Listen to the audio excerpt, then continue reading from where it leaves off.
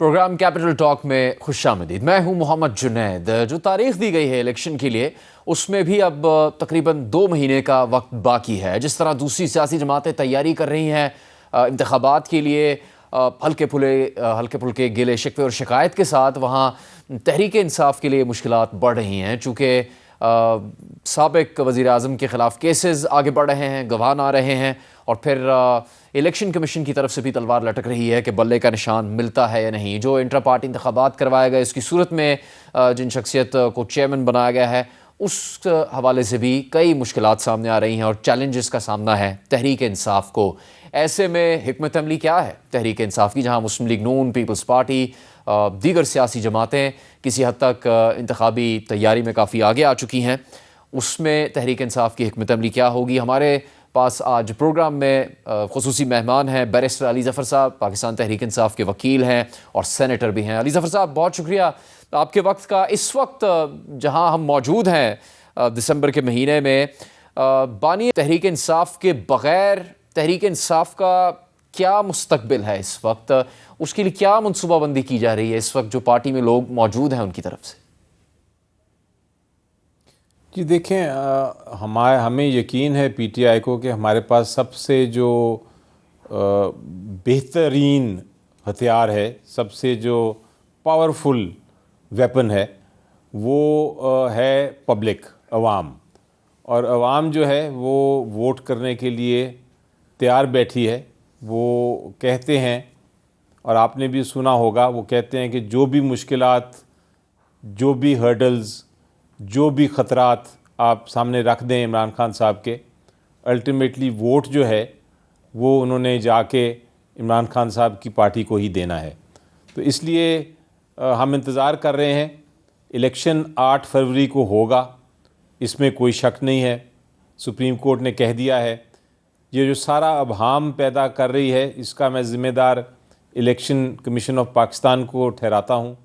اب وقت آ گیا ہے کہ وہ شیڈیول اناؤنس کر دیں. وہ شیڈیول اناؤنس کرنے میں جو تاخیر کر رہے ہیں، اس کی وجہ سے یہ کنفیوژن ہے سب طرف. لیکن ہم تیار ہیں، ہمیں یقین ہے کہ چلیں آج نہیں تو 3 دن بعد، 4 دن بعد یہ شیڈیول آ جائے گا. جس دن شیڈیول آئے گا ہم اپنے کینڈیڈیٹس بھی اناؤنس کر دیں گے. اور ہمیں پتہ ہے کہ ہمیں کیمپین نہیں کرنے دی جا رہی، ہمیں پتہ ہے کہ لیول پلے فیلڈ نہیں مل رہی، لیکن ہم اس کے لیے بھی تیار ہیں. ہم اس کا بھی بندوبست کر لیں گے. جہاں تک لیگل کیسز کا تعلق ہے، ہمیں پتہ ہے کیسز بھی بہت ہیں اور کیسز چل بھی رہے ہیں تیزی سے، لیکن وہ قانونی مقابلہ ہے، وہ قانونی مقابلہ ہم کریں گے. تو علی ظفر صاحب، اس پہ تو سوال یہ بنتا ہے کہ مسلسل تحریک انصاف کی طرف سے دعویٰ کیا جا رہا ہے کہ لیول پلینگ فیلڈ نہیں مل رہی، بلکہ حامد خان صاحب نے تو کہا کہ لیول پلینگ فیلڈ کیا، ہمیں تو فیلڈ ہی نہیں مل رہی. پھر دوسری طرف تحریک انصاف مسلسل یہ دعویٰ کر رہی ہے کہ انتخابات تو وہی جیتے گی. آپ نے بھی اس بات کو دہرایا. جی دیکھیں، وہی میں نے کہا، جب سے ہمارا سب سے پاورفل ویپن ہے اور جس پہ ہمیں اعتماد ہے، وہ پبلک ہے اور پبلک کے ووٹس ہیں. تو آپ جتنا بھی آپ ایک پارٹی کو سپریس کر لیں، آپ اس کو بند کرنے کی کوشش کریں، آپ اس کی آواز ختم کر دیں، آپ اسے کیمپین نہ کر دیں، وہ الٹیمیٹلی ایک لوگوں کو تو پتہ ہے نا کہ کیا ہو رہا ہے. تو وہ تو تیار ہیں ووٹ کرنے کے لیے. اور ووٹ جو ہے وہ سب سے وہ ذاتی ووٹ ہے، وہ اس کو تو کوئی نہیں لے کے جا سکتا. تو لیول پلینگ فیلڈ نہیں مل رہی، اس کے باوجود ہمیں یقین ہے کہ ہم انشاءاللہ عوام کی طاقت سے جیتیں گے. تو علی ظفر صاحب، پشاور میں پی ٹی آئی کا کنونشن جو منعقد ہوا ہے، کیا یہ کہہ سکتے ہیں کہ یہ لیول پلینگ فیلڈ ملنے کی شروعات ہے؟ تحریک انصاف کا موقف اس پر کیا ہے؟ جی دیکھیں، ہم نے جس طرح آپ وہ ایک کہتے ہیں نا، جب when you need something تو آپ پھر کوئی نہ کوئی چیز ایجاد کرتے ہیں. جب آپ کو ضرورت پڑے تو پھر آپ مختلف حربے استعمال کرتے ہیں، مختلف اسٹریٹجیز اپناتے ہیں. تو جب ہمیں جلسے نہیں کرنے دیے جا رہے تھے تو ہم نے پھر یہی سوچا کہ بہتر یہ ہے کہ پھر ہم کم از کم کنونشنز کریں. وہ کنونشنز بھی جو تھیں ہماری ایک طرح سے جلسے میں تبدیل ہو گئیں اور اس کو روکا نہیں جا سکا، کیونکہ جب عوام اکٹھی ہو جائے بہت جگہ سے تو پھر ان کو روکا نہیں جا سکتا.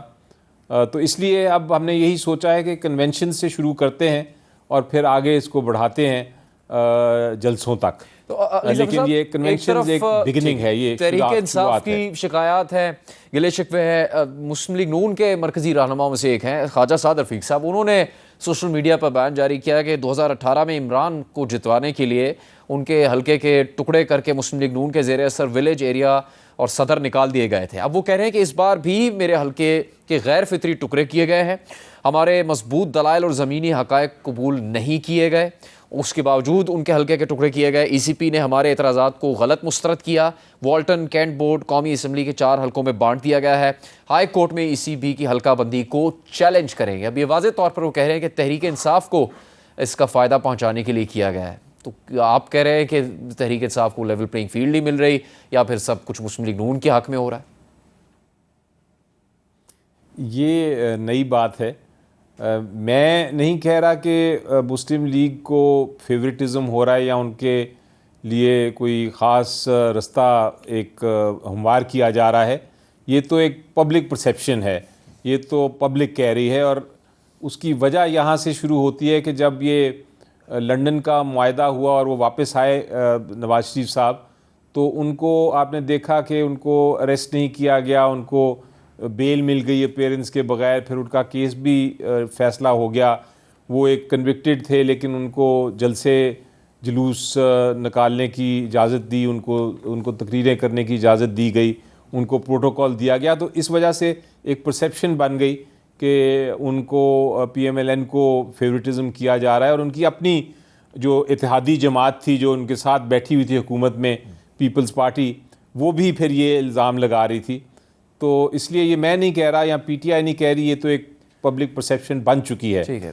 تو یہ علی صاحب آپ کی جو جماعت کی اس وقت موجودہ حیثیت ہے اس کی چیئرمین شپ کی طرف آتے ہیں. اکبر ایس بابر صاحب نے بڑا ہی ایک تکنیکی نقطہ اٹھایا اور چیلنج کیا ہے کہ جو پاکستان تحریک انصاف کا آئین ہے اس میں نگران چیئرمین کا تو کوئی گنجائش ہی موجود نہیں ہے, تو اس لیے غیر قانونی ہے گوہر خان صاحب کو کیئر ٹیکر چیئرمین بنانا.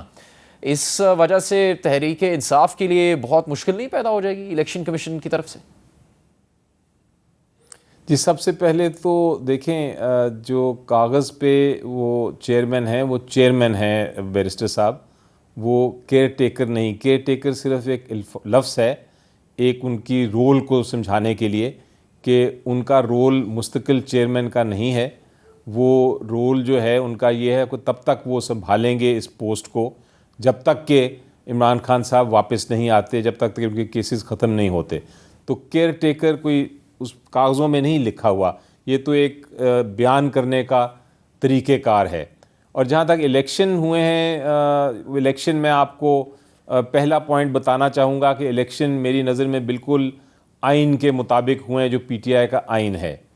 جہاں تک ایس بابر صاحب کا تعلق ہے, میرا دوسرا نقطہ اس پہ یہ ہے کہ بابر صاحب جو ہیں وہ پی ٹی آئی کے ممبر نہیں, ان کی شکایت کرنے کا الیکشن کے پی ٹی آئی کے الیکشن انٹرا الیکشنز کے بارے میں شکایت کرنے کا کوئی جواز نہیں. تیسری چیز یہ ہے کہ انہوں نے شکایت کی ہے الیکشن کمیشن آف پاکستان کو. الیکشن کمیشن آف پاکستان کو الیکشن ایکٹ 2017 میں کوئی اختیار نہیں, کوئی جورسڈکشن ان کی نہیں ہے کہ وہ الیکشن کی ویلیڈیٹی کو چیلنج کریں. وہ صرف یہ دیکھ سکتے ہیں کہ کیا الیکشن ہوا کہ نہیں, الیکشن صحیح ہوا غلط ہوا, اس میں کیا ہوا کیا نہیں ہوا, وہ دیکھنے کا اختیار الیکشن کمیشن آف پاکستان کے پاس نہیں ہے. اس لیے جو درخواست دی گئی ہیں یا درخواستیں دی گئی ہیں الیکشن کمیشن آف پاکستان کو, وہ ساری مسترد ہی ہوں گی. اور چوتھی چیز, کچھ جماعتیں بھی کچھ پولیٹیکل پارٹیز بھی تنقید کر رہی ہیں اس الیکشن کے بارے میں, تو ان کو میرا پیغام یہ ہوگا کہ جو انٹر پارٹی الیکشنز ہوتے ہیں وہ ہر پارٹی کے اپنے ہوتے ہیں. ایک دوسری پارٹی کا کوئی اخلاقی اور قانونی کوئی حق نہیں ہے کہ وہ دوسری پارٹی کے الیکشنز کو چیلنج کریں یا دوسری پارٹی کے الیکشنز کو تنقید کریں. ہمیں فرق نہیں پڑتا کہ نواز شریف صاحب آئیں, شہباز شریف صاحب آئیں, مریم بی بی ہوں, کوئی اور ہو ان کا پولیٹیکل لیڈر, ہمیں کوئی فرق نہیں پڑتا پیپلز پارٹی کے کون پولیٹیکل لیڈر الیکٹ کرتے ہیں. وہ پارٹیز کے انٹرنل معاملے ہوتے ہیں, ہم نے کبھی بیان نہیں کیا. ہم نے یہ بھی نہیں کہا کہ اگر آپ پی ایم ایل این کا دیکھیں اور پیپلز پارٹی کا دیکھیں اور جے یو آئی کا الیکشن دیکھیں تو سارے ان اپوزڈ ہوئے ہیں. ہم نے اس پہ بھی تنقید نہیں کی, لیکن جنہوں نے ان اپوزڈ خود اپنے الیکشن میں الیکٹ ہوئے ہیں وہی تنقید کر رہے ہیں کہ پی ٹی آئی کے ان اپوزڈ کیوں ہوئے. اور آخری بات یہ کہ انٹرا پارٹی الیکشنز اپنی جگہ ہیں. الیکشن کمیشن آف پاکستان کو سمبل دے دینا چاہیے. مین جہاں بیٹل ہے, مین جو وار ہے, جو جنگ ہے, وہ ہے جنرل الیکشن کی, جہاں عوام کے سامنے ہم جائیں گے 8 فروری کو انشاءاللہ, اور وہاں الیکشن ہوں گے. وہ مین سینٹر سٹیج ہے. انٹرا پارٹی الیکشنز تو بہانے بنائے جا رہے ہیں ایک پولیٹیکل ڈیبیٹ کے. اور اگر خدا نخواستہ الیکشن کمیشن آف پاکستان نے اس پہ مزید کارروائی کی تو پھر تو یہ ظاہر ہو جائے گا کہ election commission of Pakistan biased ہے, اور وہ کسی نہ کسی طرح جو سمبل ہے بیٹ کا وہ پی ٹی آئی سے دور رکھنا چاہتی ہے. تو بیرسٹر علی ظفر صاحب, اگر نہیں ملتا بلے کا نشان تو بہت بڑا دھچکا ہوگا یہ تحریک انصاف کے لیے, اور اس کی پھر حکمت عملی کیا سوچ رہی ہے پاکستان تحریک انصاف؟ جی دیکھیں, پہلی بات تو میں جس طرح یہ 5 آپ کو نکات بتائے, اس کے بعد تو یہ ظاہر ہو جانا چاہیے کہ یہ بلا نہیں لیا جائے گا. کم از کم اگر rules of the game follow کیے جائیں, اگر قانون فالو کیا جائے, اگر الیکشن ایکٹ کو دیکھا جائے, اگر آئین کو دیکھا جائے, تو پھر تو بلا نہیں لیا جائے گا.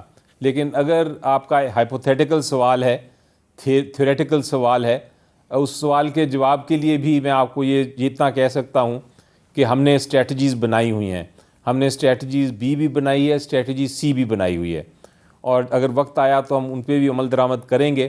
آپ نے دیکھا کہ ایک پلان بھی ہمارا تھا کہ اگر عمران خان صاحب کو ڈسکوالیفیکیشن وہ کرتے ہیں اور وہ کسی قسم کا خطرہ ہے کہ ہمارے کینڈیڈیٹس کو وہ کہہ دیں گے کہ کینڈیڈیچر ٹھیک نہیں ہے, نامینیشن پیپرز ان کے ریجیکٹ ہوں گے, تو ہم نے اس کے لیے اسٹریٹجی بنا دی کہ ہم نے الیکشن کرا دیا, اور ہم نے ایک دوسرا چیئرمین جس کو میں پھر کہوں گا وہ ایک مستقل چیئرمین نہیں, وہ صرف اس وقت تک ہیں جب تک عمران خان صاحب واپس نہیں آتے, لیکن ہم نے الیکشنز کرا دیے. تو اب کوئی بہانہ نہ رہا الیکشن کمیشن آف پاکستان کے پاس کہ وہ ہمیں بلا نہ دیں. بیرسٹر علی ظفر صاحب, اگر بانی تحریک انصاف کے کیسز دیکھے جائے تو سائفر, توشہ خانہ, 190 ملین پاؤنڈ کیس, غیر شرعی نکاح سمیت کئی مقدمات کا سامنا ہے. اس وقت چونکہ آپ ان کی قانونی ٹیم کا حصہ ہیں, سینئر ممبر ہیں, سب سے خطرناک کیس کون سا ثابت ہو رہا ہے قانونی چیلنجز کے حوالے سے؟ دیکھیں, میری نظر میں جہاں تک اگر آپ حقائق دیکھیں, الزامات دیکھیں, اور پھر اس کے بعد دیکھیں کہ وہ الزامات کے اوپر ہر کیس کے جو الزام ہیں ان کے بیس پہ ان کے پیچھے کوئی شہادت ہے, کوئی ایویڈنس ہے, کوئی قانون ہے, تو میں کہوں گا نہ ایویڈنس ہے, نہ کوئی شہادت ہے, نہ کوئی قانون ہے, نہ وہ کنوکشن ہو سکتی ہے آئین اور قانون کے تحت. تو اس لیے وہ ان کی قانونی طور پہ کوئی ان کسی بھی کیس میں کوئی فکر نہیں. لیکن پھر ہم یہ سوچتے ہیں کہ کئی بار یہ بھی ہوتا ہے, دیکھنے میں آتا ہے کہ لوور لیول پہ آپ کو شاید انصاف نہیں ملتا, اور اس لیے آپ کو پھر ہائر فورم پہ جانا پڑتا ہے, جیسا توشہ خانہ والا کیس ہے کہ توشہ خانہ والا کیس میری نظر میں بے بنیاد کیس ہے, لیکن کنوکشن ہو گئی.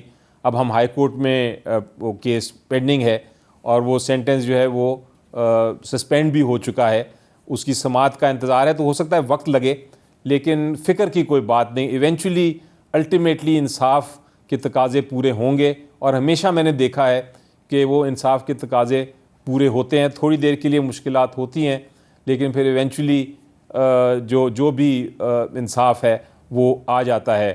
اور یہی ہمارا نظام ہے, ہماری جب تک عدالتیں چل رہی ہیں ہمیں ان پہ پورا ٹرسٹ ہے. لیکن ایک عجیب و غریب بات ضرور آپ کو بتاتا چلوں, وہ یہ ہے کہ کئی بار آپ دیکھتے ہیں کہ کچھ ایسے فیصلے بھی آتے ہیں جو کہ آپ کو تعجب ہوتا ہے. مثلاً ایک آج فیصلہ آیا جس میں ہم نے کہا, ہم نے ریکویسٹ کی عدالت کو کہ ہمیں وڈرا کرنے دیں ایک کیس.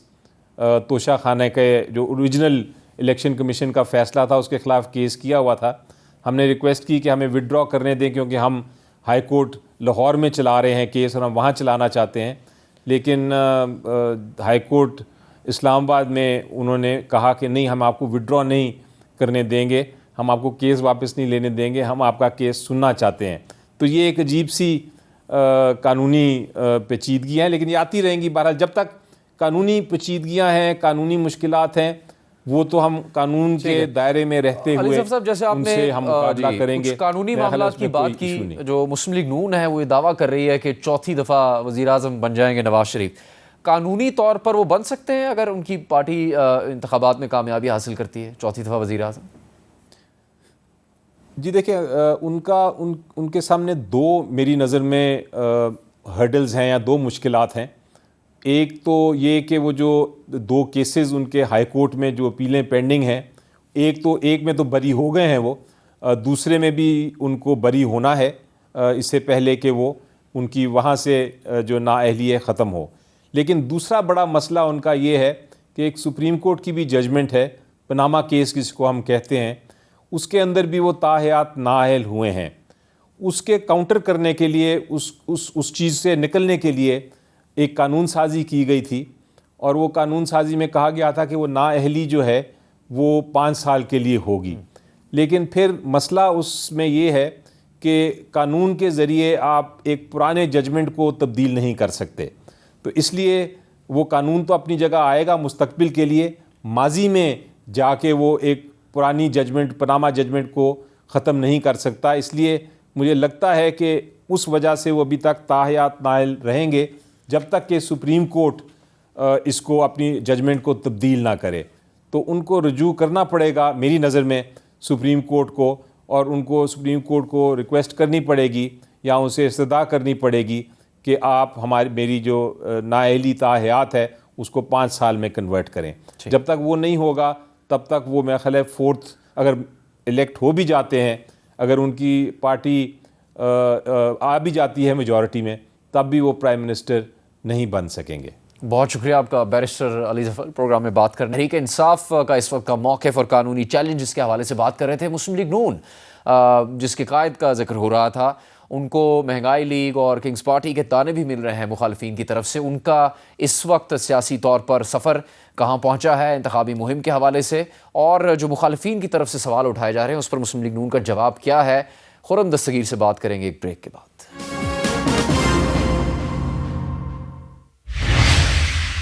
پروگرام کیپٹل ٹاک میں ویلکم بیک. ملک کی اس وقت موجودہ سیاسی صورتحال میں بہت سی جماعتیں لیول پلینگ فیلڈ نہ ملنے کا دعویٰ کر رہی ہیں، لیکن اس دوران یہ سوال بھی اٹھتا ہے کہ کیا کوئی ایسی جماعت بھی ہے جو یہ شکایت نہیں کر رہی کہ اس کو لیول پلینگ فیلڈ نہیں مل رہی ہے. مسلم لیگ نون جس کے قائد کی واپسی ہوئی اکتوبر کے مہینے میں، اور اس کے بعد وہ کہتے ہیں کہ ان کے لیے حالات بدل گئے. اس وقت ان کی انتخابی تیاری کیا ہے، مختلف جگہ سے جو تنقید ہو رہی ہے اور انتخابی اتحاد بننے کا سلسلہ جاری ہے، اس پر مسلم لیگ نون کا موقف کیا ہے، اس کے لیے ہم بات کریں گے مسلم لیگ نون کے سینئر رہنما سابق وفاقی وزیر خرم دستگیر خان صاحب سے. خرم صاحب شکریہ آپ کے وقت کے لیے. بڑی مسلم لیگ نون کو گلہ رہتا تھا کہ قیادت موجود نہیں، آپ کے اپنے کئی رہنما کہتے تھے نواز شریف کو واپس آنا ہوگا. نواز شریف واپس آ گئے 21 اکتوبر کو، ملک کی سیاست میں داخل بھی ہو گئے. ان کی واپسی کے بعد مسلم لیگ نون کے لیے کیا بدلا ہے اس کی سیاست میں اس ملک میں؟ جی، ان کی واپسی سے پہلے تک تو یہی تھا کہ جو پلینگ فیلڈ ہے اس کے دروازے ہم پر بند ہیں، کیونکہ ہمارے جو قائد ہیں، جس لیڈر پر پاکستان کی عوام نے 3 دفعہ پہلے بھی اعتماد کیا ہے، انہیں اس صدی کے جو 4 الیکشن میں، ان میں سے 3 میں الیکشن لڑنے کی اجازت نہیں تھی، 2002 میں، 2008 میں اور 2018 میں. تو لہٰذا ان کی واپسی جو ہے وہ مسلم لیگ نون کی انتخابی سیاست میں، جمہوریت میں پوری طرح دوبارہ سے ایک بھرپور طریقے سے موجودگی ظاہر کرے گی. اور جو ناانصافی ان کے ساتھ ہوئی ہے، ایک جو نواز شریف کی واپسی ہے، یہ ایک تاریخی طور پہ جو غیر متوازن معاملہ ہوا تھا، اس میں توازن لانے کا معاملہ بھی ہے کہ جو ناانصافیاں ان کے ساتھ ہوئیں، انہیں ناحق طریقے سے وزارت عظمیٰ سے ہٹایا گیا، پھر ان سے مسلم لیگ نون کی صدارت بھی عدالتی حکم کے ذریعے چھینی گئی. مسلم لیگ نون کے جو سینیٹر کے امیدوار تھے 2018 میں، ان سے شیر کا نشان چھینا گیا. پھر ان کو جو ہے ناحق سزائیں ہوئیں، ہم نے ان کے جیل میں ہوتے ہوئے 2018 کا الیکشن لڑا.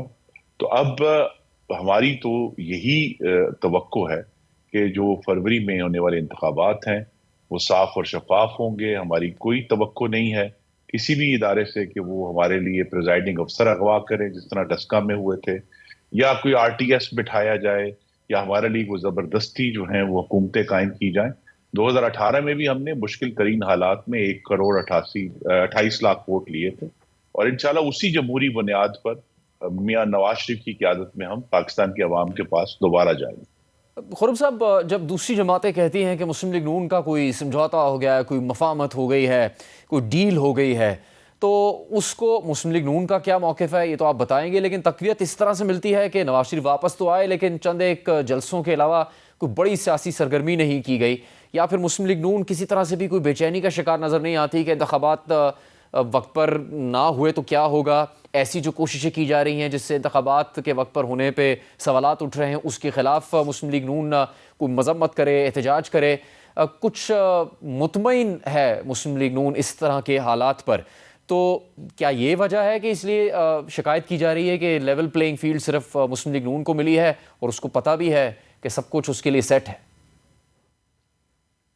इसमें जो मेन देखने वाली चीज है वो नवाज शरीफ की 21 अक्टूबर की मीनार पाकिस्तान की एक तारीखी तकरीर है, जिसमें उन्होंने पाकिस्तान के अवाम को आगे जाने का रास्ता दिखाया और उन्होंने किसी इदारे को जानवर नहीं कहा, गद्दार नहीं कहा, मीर जाफर मीर सादिक नहीं कहा, लेकिन उन्होंने ये जरूर कहा कि हम ये खिलवाड़ अब मजीद नहीं मुल्क के साथ होने देंगे। तो जमहूरियत को आगे लेकर जाना, और मियां नवाज शरीफ का एक रिकॉर्ड है 2013 से 17 का, जिसमें उन्होंने 4 साल की कलील मुद्दत में पाकिस्तान के 4 बड़े जो अफरीत नुमा मसले थे वो हल किए। लोड शेडिंग खत्म की, दहशत गर्दी से जंग करके खत्म किया, कराची में जो टारगेट किलिंग का मामला था उसको हल किया, और महंगाई को 18% से लेकर वो 2.8% तक ले आए।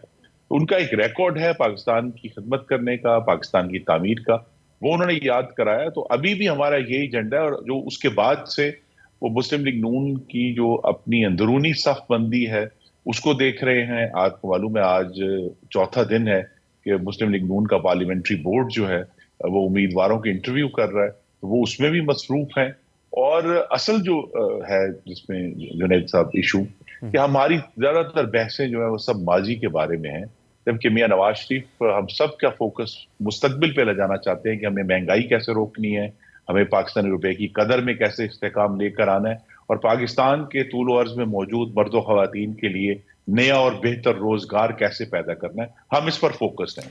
ठीक है, आपने फरमाया माजी की बजाय हाल पर या मुस्तकबिल पर नज़र रखे हुए हैं, तो हम भी आ जाते हैं हाल पर और फिर मुस्तकबिल पे। निगरान हुकूमतें जो इस वक्त कायम हैं उन पर यह बहुत तनकीद हो रही है कि मुस्लिम लीग नून की तरफ उनकी जो झुकाव है या फिर मुस्लिम लीग नून की मदद के लिए वो बनाई गई हैं। और खुर्शीद शाह साहब पीपल्स पार्टी के सीनियर रहनुमा, उनका इस हवाले से मौक़िफ़ भी आपको दिखाते हैं। असल मामला है क्या लेवल प्लेइंग फील्ड का, और मुस्लिम लीग नून से असल शिकायत क्या है? उनकी हुकूमत है तो उनसे ही शिकायत करेंगे ना, किसी और से तो शिकायत नहीं करेंगे। भाई लेवल फील्ड दे हमें। साबिक सेक्रेटरी जो था पीएम का वो भी वहाँ पे है, अहद क्या नाम चीमा वो भी वहाँ बैठा हुआ है, जो प्लानिंग में चेयरमैन थे, डिप्टी चेयरमैन थे वो भी वहाँ हैं। इस वक्त जो केयर टेकर है वो मुस्लिम लीग के बहुत से इम्पोर्टेंट लोग उसके अंदर हैं। खुरम साहब देखिए, खुर्शीद शाह साहब एक हद आगे गए, उन्होंने कहा कि ना सिर्फ मुस्लिम लीग नून की हिमायत करने वाली है निगरान हुकूमतें, उनकी मदद करें, बल्कि वो तो कह रहे हैं कि हुकूमत ही उनकी है, इसलिए हम नून लीग से बराह रास्त कह रहे हैं कि हमें लेवल प्लेइंग फील्ड दें। तो पंजाब में निगरान हुकूमत, फिर वफाक में निगरान हुकूमत में आपके पार्टी की इक़्तिदार में काम करने वाले साबिक ब्यूरोक्रेट्स शामिल हैं, उसकी तरफ उनका इशारा था, और आज के दिन तक तनकीद हो रही है निगरान हुकूमतों पर मुस्लिम लीग नून की मदद करने के लिए। इंतखाबी सियासत के तनाव में तो जाहिर इस तरह की तनकीद होगी, लेकिन अगर एमक्यूएम जाके इलेक्शन कमीशन में कहती है कि जी सिंध में जो हल्का बंदियां हुई हैं उसमें पीपल्स पार्टी को फेवर किया गया, तो फिर किसकी हुकूमत हुई सिंध में? तो लिहाजा ये हम सब जमातें जो हैं हम मुख्तलिफ औकात पर इस तरह के ऑब्जेक्शन रेज करेंगे, लेकिन मोहतरम खुर्शीद शाह साहब को, पाकिस्तान पीपल्स पार्टी को अच्छी तरह मालूम है कि मौजूदा निगरान वज़ीर आज़म की जो तैनाती थी उसमें पीपल्स पार्टी की पूरी तरह मुशावरत हुई थी। वो उस वक्त चूंकि हुकूमत का हिस्सा थे, हुकूमती इत्तेहाद का हिस्सा थे, तो लिहाजा ये वो इस तैनाती के जो उस वक्त के अपोजिशन लीडर और लीडर ऑफ द हाउस के दरमियान हुई, उससे वो अपनी जिम्मेदारी हटा नहीं सकते कि कहीं से कोई ऊपर से अचानक निगरान वज़ीर आज़म आ गया। ये उसमें शामिल थे, और उसके बाद सिर्फ ये कह देना कि कुछ सर्टन लोग शामिल हैं, मैं फिर कहूंगा कि अगर किसी को लेवल प्लेइंग फील्ड की जरूरत है इस 2024 के इंतखाबात में, تو وہ محمد نواز شریف ہیں جن کے ساتھ ایک بہت تاریخی طور پہ ذاتی طور پر بھی ایک ناانصافی ہوئی، لیکن ان کی جماعت کے ساتھ اور ان کے خاندان کے ساتھ جو ایک سیاسی طور پر ان کی ٹارگٹ کلنگ کرنے کی کوشش کی گئی، وہ اب اگر اس کا ازالہ ہو رہا ہے تو ہم سب کو اس پر اللہ تعالیٰ کا شکر ادا کرنا چاہیے، کیونکہ یہ وہی لوگ ہیں جنہوں نے اس وقت شور نہیں ڈالا جب مسلم لیگ نون کے سینٹ کے امیدواروں سے شیر کا نشان چھین لیا گیا تھا 2018 کے مارچ میں. تب تو اس لیول پلینگ فیلڈ کا کسی نے بات نہیں کی. تو لہٰذا آج بھی اصل ایشو یہی ہے کہ اگر ہمیں کوئی معاملہ ہے اس حد تک کہ ہم اس کو واضح طور پہ کہہ سکتے ہیں کہ جی یہ یہاں ہمارے ساتھ زیادتی ہو رہی ہے، ایسا کوئی انسٹنس جو ہے وہ سامنے نہیں آیا، اور اگر کوئی آیا بھی ہے تو نگران حکومتوں سے رجوع کرنا چاہیے. خرم صاحب، آپ کی جو جماعت ہے وہ اتحاد تو کر رہی ہے سندھ میں، لیکن پیپلز پارٹی نے بڑی ایک خبر دی ہے کہ مسلم لیگ نون کے کچھ لوگ ہیں جن سے ان کا رابطہ ہے اور وہ پیپلز پارٹی جوائن کریں گے. اس پر ان کا موقف آپ کو دکھائیں گے اور پھر خرم صاحب سے سوال کریں گے ایک بریک کے بعد. Welcome back. مسلم لیگ نون نے ایم کیو ایم سے ملاقاتیں کی اور پھر جمعیت علماء اسلام فے کے تعاون کی مدد سے سندھ میں بھی اپنے سیاسی کامیابیاں حاصل کرنے کی کوشش کر رہی ہے، لیکن پیپلز پارٹی کے رہنما عاجز دھامڑا نے اس حوالے سے ایک بڑی اہم بات کی ہے اور وہ مسلم لیگ نون کے سندھ میں رہنماؤں سے متعلق. مجھے تو یوں لگتا ہے کہ آئندہ پیشی پر نواز شریف صاحب کو وہ 50 روپے جو اسٹامپ پیپر کے لیے تھے ان سے وہ بھی واپس کر دیے جائیں گے کہ یہ 50 روپے بھی آپ رکھ لیں کیونکہ ہمارے لاڈلے ہیں. دانیال عزیز کو راضی کر لیں، آپ اپنے سابق پرائم منسٹر صاحب کو راضی کر دیں، آپ اپنے سابق وزیر خزانہ کو راضی کر لیں، اپنی پارٹی کو مضبوط کر کے پھر اتحادی بنائیں، پھر پیپلز پارٹی کا تھرڈ اسٹیپ آتا ہے مقابلہ کرنے کے لیے. کہیں ایسا نہ ہو کہ آپ ڈاکوؤں کو شامل کرتے کرتے اپنی وقتیں گراتے جائیں. اور ہم سے بھی مسلم لیگ نون کے لوگ رابطے میں ہیں، مگر میں ڈسکلوز نہیں کرنا چاہتا. خورم دستگیر صاحب، نون لیگ کے لیے کہا جاتا ہے کہ اس کو فکر صرف پنجاب کی ہوتی ہے، سندھ اور بلوچستان کی نہیں ہے، اور پھر مفتاح اسماعیل صاحب آپ کی پارٹی کے ایک اہم رکن تھے، ان کو بھی آپ کی قیادت کی طرف سے بڑی تنقید کا نشانہ بنایا گیا، وہ متحرک نہیں رہے، مسلم لیگ نون کا اب حصہ نہیں ہے اس وقت. تو پھر کیا کرے گی سندھ میں مسلم لیگ نون؟ کس کے بل بوتے پہ وہاں پر سیاست کرے گی اور انتخابی کامیابی حاصل کرے گی، جب پیپلز پارٹی کے رہنما یہ کہہ رہے ہیں کہ آپ کے کچھ لوگ جو وہاں موجود ہیں وہ بھی شاید پیپلز پارٹی جوائن کر لیں؟ یہ مسلم لیگ نون کی نئی صف بندی سندھ میں ہم کر رہے ہیں، اسی لیے سندھ میں پارٹی کی قیادت کو تبدیل بھی کیا گیا ہے اور کوشش یہ کی جا رہی ہے کہ زیادہ سے زیادہ بہتر معیار کے امیدوار ہم وہاں کھڑے کریں، وہاں جے یو آئی ایف کے ساتھ اور رورل سندھ میں اور ایم کیو ایم کے ساتھ شہری سندھ میں بھی ہماری گفتگو ہو چکی ہے، آنے والے دنوں میں مزید جماعتوں سے ہوگی. تو یہ مسئلہ کسی طرح بھی سندھ کو کوئی فتح کرنے کا نہیں ہے، ایک جمہوری مقابلہ ہے جو ہم نے پورے ملک میں کرنا ہے، سندھ میں بھی کرنا ہے، بلوچستان میں بھی کرنا ہے، خیبر پختونخوا میں کرنا ہے اور پنجاب میں کرنا ہے، اسی طرح جس طرح پاکستان پیپلز پارٹی نے پنجاب میں ہمارے ساتھ مقابلہ کرنا ہے. تو یہ کہنا کہ جی اس وقت یہ جو ناراض ہیں وہ ناراض ہیں وہ وہاں جا رہے ہیں، ہر انتخاب سے پہلے اس قسم کی جو توڑ پھوڑ جماعتوں میں ہوتی ہے، لوگ چھوڑ کر جاتے ہیں، لوگ نئے آتے ہیں، لیکن اصل ایشو یہی ہے کہ محمد نواز شریف کی واپسی کے بعد مسلم لیگ نون ہر طرح سے متحد ہے اور فوکسڈ ہے کہ ہمیں کس طرح پاکستان کو آگے لے کر جانا ہے. اور اسی لیے وقت سے پہلے جو ہے جس پارٹی پر الزام تھا کہ وہ صرف پنجاب تک فوکسڈ ہے، ہم نے دوسرے صوبوں میں جا کر دوسری جماعتوں سے بات کی ہے، اور اس وقت بھی آج جب ہم بات کر رہے ہیں تو بلوچستان کے جو امیدوار ہیں ان کے انٹرویوز ہوئے ہیں آج لاہور میں. تو یہ جو تمام صوبوں میں جو سیاسی ایکٹیویٹی ہے وہ اسی لیے ہے تاکہ جماعت مضبوط ہو.